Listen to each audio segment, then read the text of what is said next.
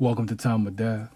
This video is for informational purposes and in no way meant to glorify or condone violence.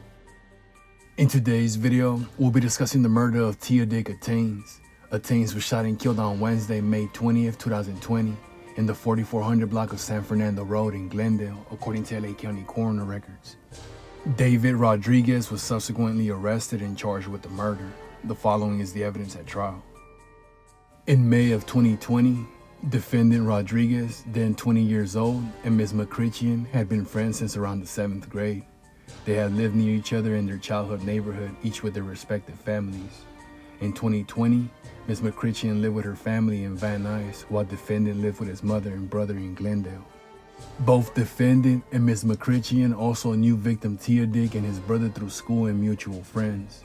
Defendant and victim Tia Dick, or Tio, were close friends for a period of years, a fact known by Ms. McCritchian in 2020. The victim at one point lived with defendant. The victim and defendant together had conducted a marijuana delivery business for some months in 2017 or 2018 before it failed, and they also bought a car together and shared it. As a result of financial or other issues related to these endeavors, the relationship between defendant and the victim became strained. On May 20th, 2020, around 5:05 p.m., as she was leaving her home in Van Nuys for Glendale, Ms. McCritchian texted her mother and told her she was going to go pick up defendant and get boba, a type of tea drink. Ms. McCritchian texted defendant on the way to his house to let him know she was coming. He texted her back. Upon her arrival at his house around 6 p.m., she texted him again to let him know she was there. Defendant left his house and got into her car, a black Volkswagen, and the two drove to Boba Loca in Glendale, where Ms. McCritchian bought an item for herself. They went on to the nearby Panda Express, where Ms. McCritchian bought some takeout food for herself. Ms. McCritchian and defendant were then traveling in her car past the location of El Sal's taco stand on San Fernando Road in Glendale at 8:59 p.m.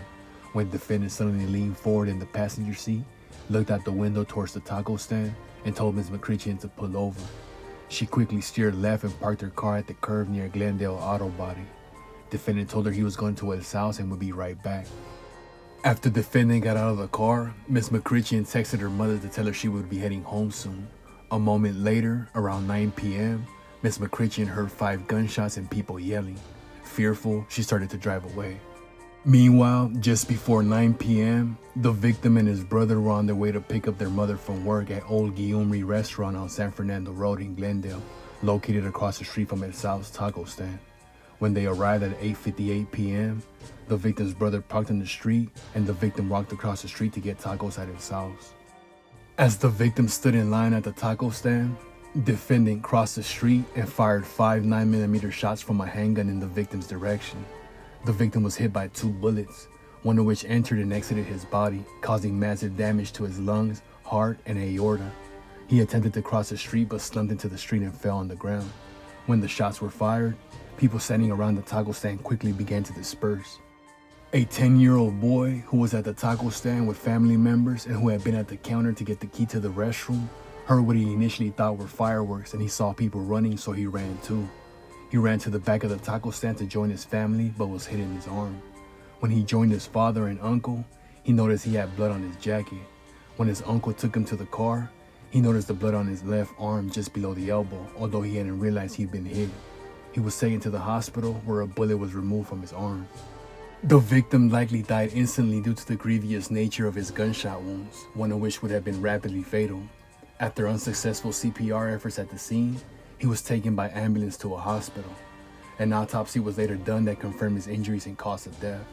Gunshot to the torso with a gunshot wound to the left upper back is a contributing condition. The manner of death was homicide. When Ms. McCritchian was starting to drive away after hearing the shots and people yelling, defendant suddenly zoomed back in her car and urged her to drive on. She did, but at first neglected to turn on her headlights as she was confused, worried, and not sure what was happening.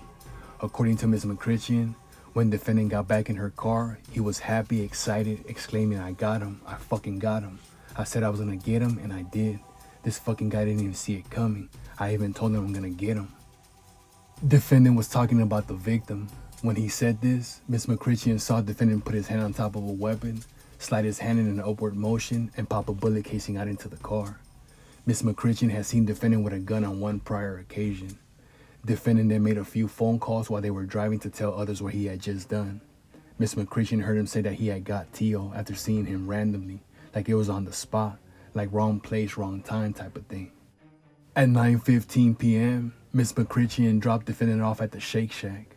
Mr. Guerrero was there along with defendant's brother and another person. Defendant told Guerrero he had seen the victim at the taco stand, hopped out of the car, shot at him 5 times, and thought he had hit him. After defendant returned home that night, he communicated with Ms. McCritchen, telling her not to talk about what had happened. They played a game together over the internet as they had planned earlier. Ms. McCritchen maintained contact with defendant after May 20th, 2020 because she was afraid. At one point, some days or a week after the crime, defendant told her that the victim had stolen money or weed from him, that they weren't friends anymore, and that he had sold the gun he had used on May 20th, 2020. Law enforcement searched and processed the crime scene that night. There was a large pool of blood in the street. Located in the crosswalk was a brass bullet and 2 9mm brass casings, one branded GFL and the other branded WIN, as in Winchester. By the sidewalk in front of the taco stand were 3 9mm Wolf branded steel casings and a portion of a bullet. Near the front of the taco stand was blood spatter, a trash can with a bullet hole, and 2 bullet fragments. A total of 5 casings were found at the scene, all 9mm though of different brands. Law enforcement retrieved data by search warrant from cell phones used by Ms. McCritchen and defendant, and used cell phone tower tracking data to piece together and track the locations of these phones, and by extension them, on May 20th, 2020. Ms. McCritchen's phone left her home in Van Nuys around 5:05 p.m. It arrived at defendant's home in Glendale around 6 p.m. Both phones were located together at Glendale Park and then traveled to the taco stand around 8:59 p.m. and left at 9:01 p.m. This evidence was presented at trial, and the path and routes of the phones were consistent with Ms. McCritchen's testimony about where she and defendant had been that night and when. Both defendant and Ms. McCritchen were arrested and charged with murder and attempted murder on July 9th, 2020. Defendant's home was also searched. Located there under a mattress was a box of Wolf branded steel case 9mm ammunition that matched the Wolf casings found at the crime scene. Defendant was stopped that day by police while driving, and he was arrested. Ms. McCritchen was also stopped by police on July 9th, 2020 while driving with her mother and sister. Officers questioned her about the events of May 20th, 2020. She did not tell them everything because she was terrified.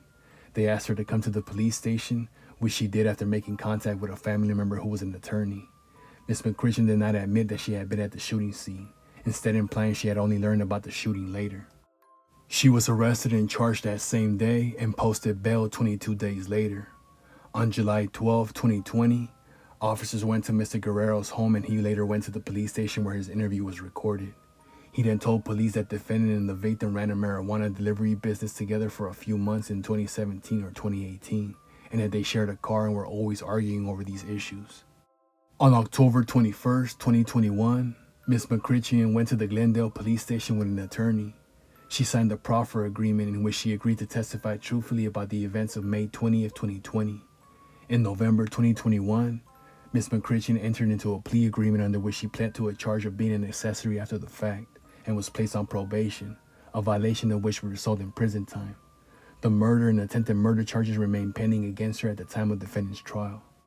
On November 13, 2022, defendant was charged by amended information in count 1 with the premeditated murder of the victim with a firearm enhancement allegation, and in count 2 with the attempted murder of the 10-year-old boy with a firearm enhancement allegation. Following the trial, the jury convicted defendant of first-degree murder in count 1 with the alleged firearm enhancement found true. He was acquitted of the attempted first-degree murder in count 2, but found guilty of the lesser-related crime of assault with a firearm. The court sentenced defendant to a total term of 57 years to life. Tia Dick Attains was 20 years old at the time of death.